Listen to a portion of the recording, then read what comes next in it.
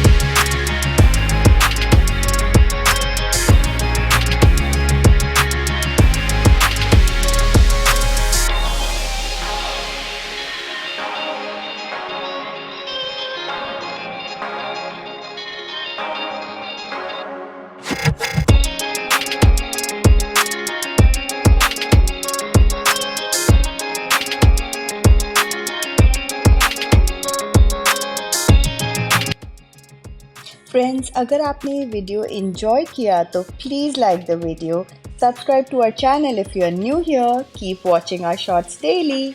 Thank you for watching, friends. Bye bye.